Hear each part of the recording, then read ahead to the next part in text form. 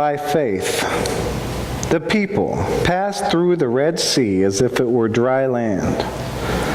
But when the Egyptians attempted to do so, they were drowned. By faith, the walls of Jericho fell after they'd been encircled for 7 days.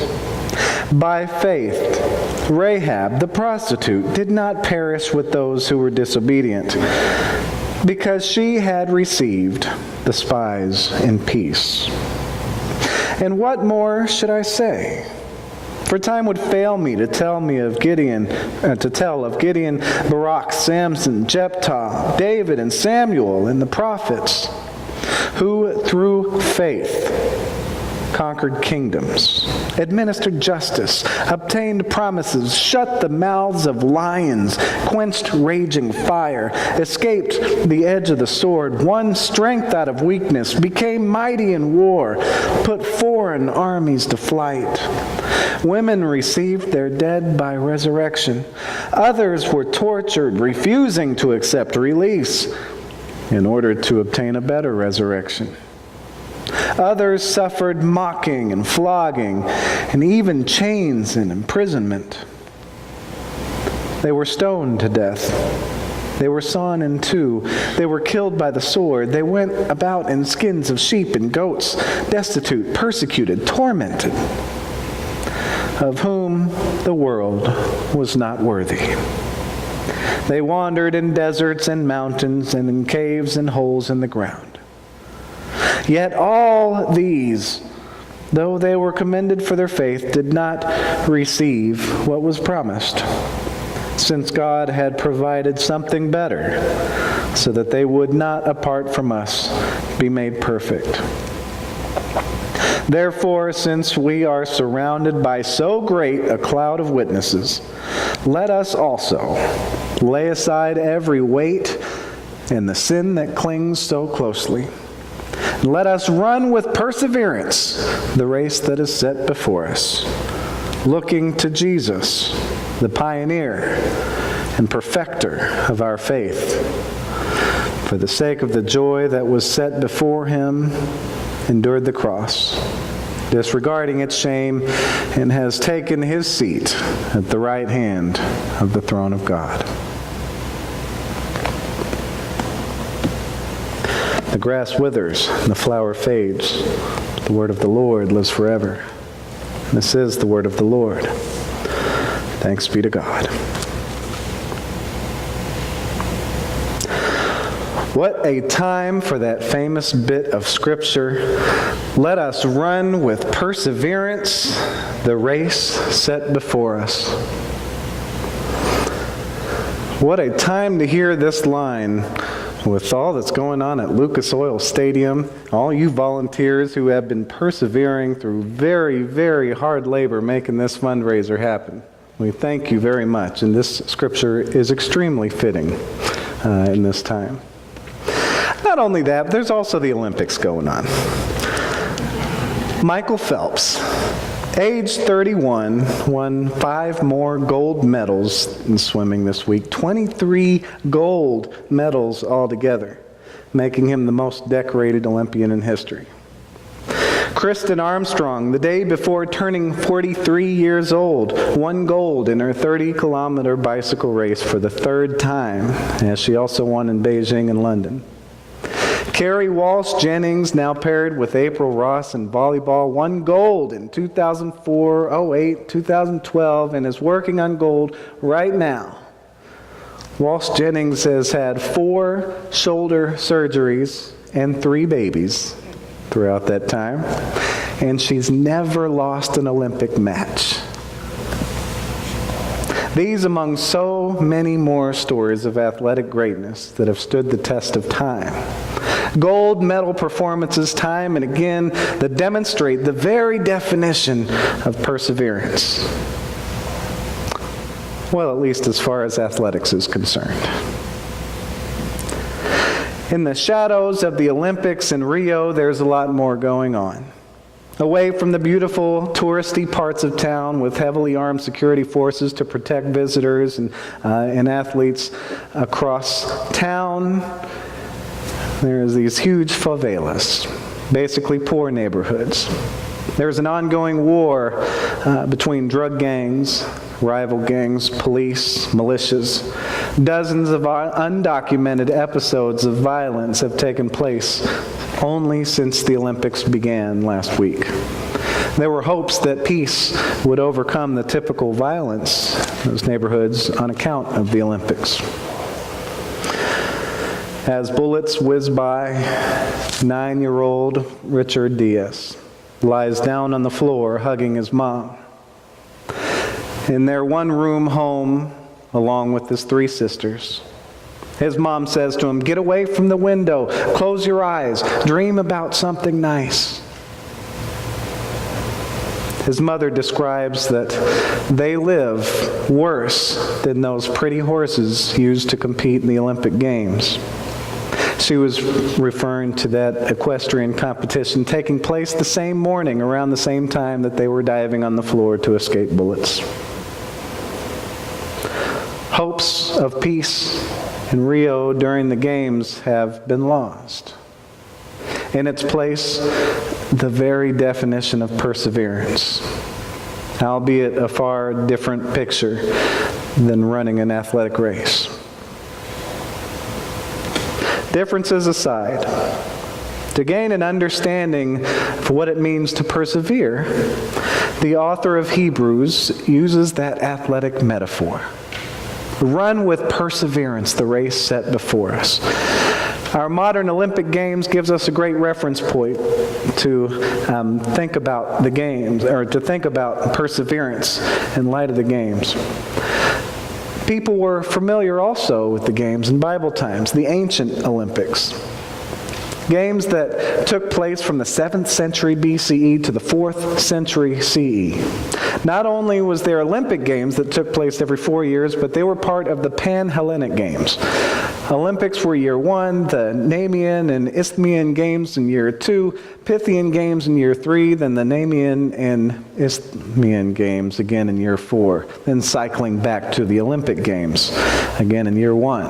So every year they had these big athletic countrywide national games, empire-wide games located there in Greece. At all of these games, athletes throughout the Greek world would come together to compete. When Rome took over, these games still took place throughout the Roman Empire. Athletes would come together. So every year, these athletes would come together and compete in foot races, wrestling, boxing, throwing discus and javelin, long jump, chariot racing, pentathlon, and more. Even poetry reading and singing. By the way, normally only men were allowed to compete, but there were exceptions. There's a few ancient inscriptions that mention women winning particular events like the 200-meter dash and chariot races. These Pan-Hellenic Games were very familiar to the people in the areas where the early church was sprouting up. While the Olympics took place in Olympia, the Isthmian Games are notable in particular because they took place on the Isthmus of Corinth. We obviously have a significant connection with the Corinthian Christians. With the Isthmian Games happening every 2 years, Paul, being a tent maker, along with others, they probably found some good tent-making business whenever the games were on, to provide some lodging for athletes and other visitors who were coming in town. So they were very, very familiar with these competitions. The athletic race was a fantastic metaphor for them at that place and time, just as it is for us today, to understand perseverance. Most of us are not running in foot races, but all of us are on our faith journey. So we look deeper at the many pictures of perseverance, saying, remember the Israelites. They passed through the Sea of Reeds as on dry land, led by their faith. The Egyptians tried without faith, and they drowned. Remember Jericho. By faith, those walls fell after the people walked around them singing and playing music for 7 days, led by their faith. Remember Rahab, the lowly prostitute who set that incredible example. In the face of death, she received and hid those Israelite spies in peace, led by her faith. Too many examples to tell of them all. Gideon, Barak, Samson, Jephthah, David, Samuel, led by their faith, conquered kingdoms, administered justice, obtained promises, shut the mouths of lions, quenched raging fire, wandered in deserts and mountains, and were tortured, and were imprisoned, stoned to death, sawn in two.